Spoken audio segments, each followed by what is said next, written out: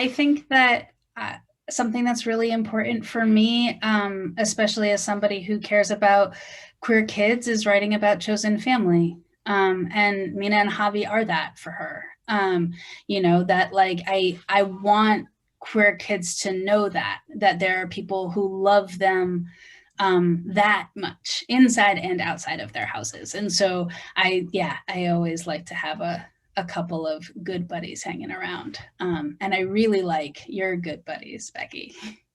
Thank you. Yeah, I think for me, when I think about writing friendships and friend groups, I always come back to just the fact that like when I was in high school and also middle school and honestly like most of college, my friends were everything. Like I love writing about like romance and crushes. Like I love writing about that stuff. But in terms of kind of who was getting me through the day, um you, like I was not hooking up with anybody. Like I got no action. Like it was like, but I had amazing friends. Like So here's another one for both of you. So when you're writing, do feelings that you had when you were a teenager, have you put those feelings into your stories, Sarah? Just like one or two. Yes. Yes, tons and tons and tons. I mean, in some ways, like Middletown is probably the most autobiographical thing I'll ever write, despite the fact that it bears zero resemblance to my life as a young person. But Eli's a piece of my soul.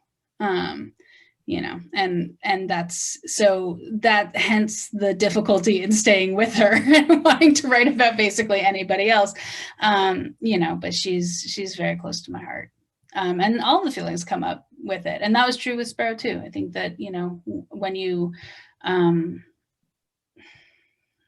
it's a time of such heightened feeling like that.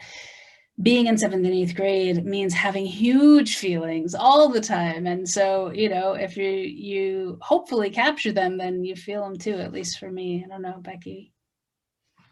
yeah, I mean, I think like one of the things that's interesting is like at the time when I started writing, I was working a lot with teenagers as well.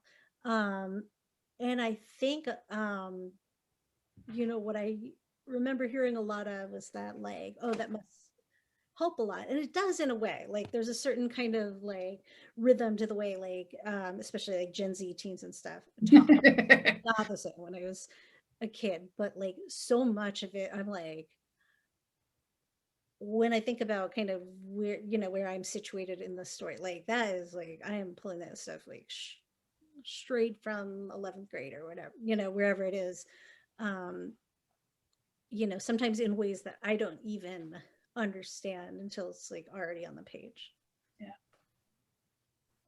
So now this question, I told you, Sarah, that David Levithan was going to be here. So he's here and he's asking a question for both of you. So is writing the second book harder or easier than writing the first? And most people tend to think that first novels are more autobiographical than, the second ones, but he finds it's the opposite. So Sarah, you answered a little bit, but yep. We start with you. Right on the money as usual. Yeah, the first one I wrote Sparrow for my wife. It was to she was my girlfriend and I wanted to convince her to marry me, and it worked. And that's why I wrote Sparrow. And there are pieces of it that are like ripped from, right? There are moments in it that are like, I had never written fiction before. So there are definitely moments that are not that fictional, that I borrowed from my life. What's weird for me about Middletown is that it's like, it can't, like, you can't know me a little bit and not see pieces of me sprinkled in Eli. And that is very uncomfortable. But it's true. And you know, like the circumstances, all of that are very, very different, but it is a much more, it's a harder book to write for me. So it was harder in that way. But I had done it once before and I had never done it before Sparrow. So that was good practice. Like at least it was like, okay, this is how you write a book. This is what a plot is. Like all of that I had figured a little bit more about how to do. Becky, how about you? Well, first of all, since I'm not that good at Zoom, I didn't know, David, I didn't know you were in here, but I love David Middleton, in every way. And I'm a huge fan, and I have gone speechless in his presence. But yeah, I mean, my second book was the hardest for me to write. For many reasons, I think. Like it was like I rewrote that thing like 7 times in full with like different plots. But I had a like, you know, a newborn and then like a 6-week-old when I was in the middle of it. I remember like my first edit letter came when he was like 6 weeks old. You know, I was starting to hear like I was starting to get like reviews on my debut, and that was like, you know, I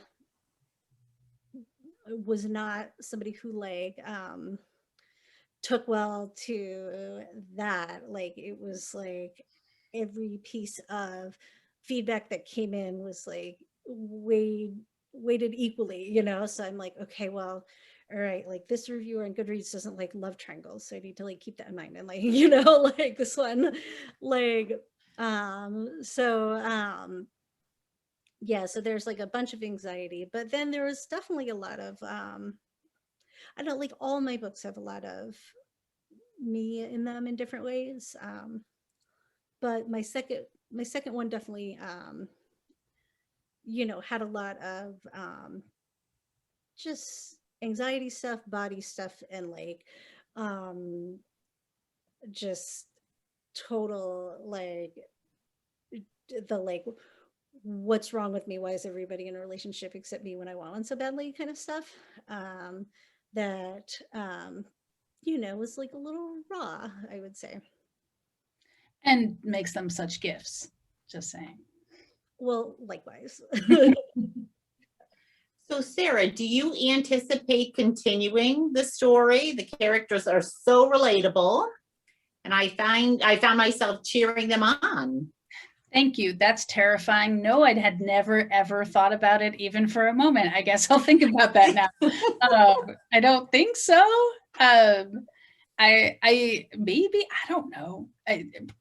I have no thoughts on that. That is an interesting seed that can live in my brain for a while.